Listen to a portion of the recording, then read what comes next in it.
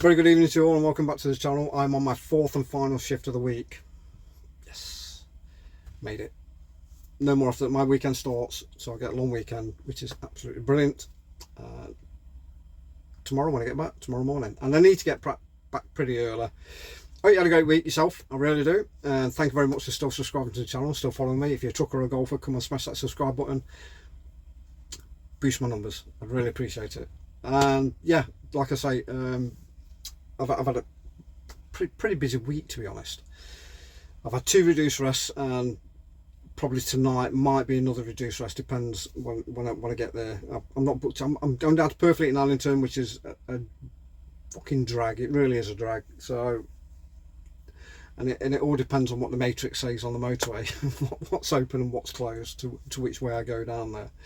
But yeah, that's my run tonight. And then tomorrow morning I've got to get back because I'm picking my grandson and my daughter up. We're going to a farm which has got a child soft play area. It's got animals in, and it's got a mini golf, which will come handy because I'm playing golf on Saturday. I've got an invitational at Drayton Park with a very good friend of mine who we shot a level par challenge at Drayton Park itself with Chris Pope. So we're teaming up and we're going to see how we get on. But yeah, I'm off to a farm tomorrow with my grandson and my granddaughter. Bloody hell. I've got to pick her up on Friday, but my granddaughter I've got to pick up on Friday. But my daughter and my grandson, we're going to a park. No, we're going to a farm. Bloody hell, get it right, Dale. We're going to a farm, Ash End Farm. If you don't know where it is, look it up on the internet. It looks absolutely amazing. Looking forward to that. My youngest daughter, she's in Rome at the moment. With her partner. That was sort of like a birthday present. It was my daughter's 30th birthday not long ago, so they jetted off to Rome, spent 4 days there, I think it was, and they'll have a blast there. It's just an open air museum, that's all it is. It's absolutely amazing.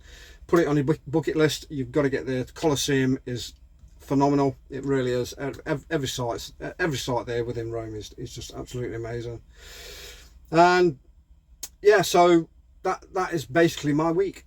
It has been a bit hectic with the 2 reduced rests because I haven't been able to get much work done, especially with my ads and stuff like that, because I've just had no time. I've just been getting to bed, getting up, getting tea done, and getting ready for work. And you know that's why I went down to these 4 days. But tomorrow, obviously, I'm gonna be a bit busy with my grandson and my daughter, but when I get back I should still be able to get enough time to do the things that I need to do. And then, like I say, Friday I've got to pick my granddaughter up from Nottingham, which is just brilliant.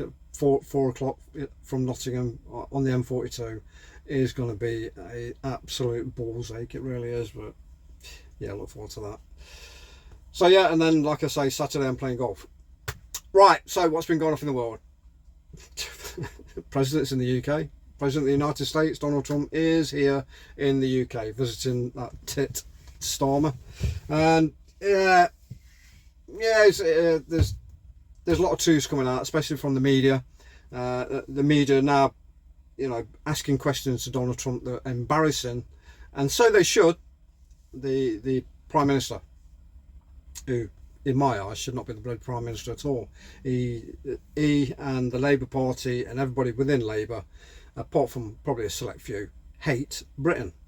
That's my opinion. They literally hate prison. They literally hate Britain. So do the police. Obviously, the police under the guise of the government anyway. Yeah, and yeah, Trump is finally, you know, showing us, you know, the way that a country should be run, because you know he's taking care of immigration, he's taking care of inflation, he's taking care of tariffs, he's taking care of jobs, security, he's taking care of welfare. All these things he's taking care of, and it's amazing what this guy has done within his first 100 and so days. Absolutely amazing. Just peaked and peaked and peaked, whereas Labour have just dropped and dropped and dropped, and their popularity is lower than a snake's belly. It really is. Reform are climbing the top. They are just, I hope they have an early election. I really hope they have an early election, and then all you fucking wankers that voted for Labour can finally look at them and say, yeah, perhaps we were wrong. let's try something different. And I hope that, you know, when eventually Nigel Farage does become the Prime Minister, I hope he does stick to his policies, and I hope that, you know, we eventually start getting this country back on its feet, because at the moment it's in the shit can. It really is in the shitter. The capital city is gone. It's unrecognisable at the moment. I'm watching reels on guys on bikes, electric bikes, that are just mounting the curbs and stealing people's phones, one after another, just along the road. It's insane, absolutely insane.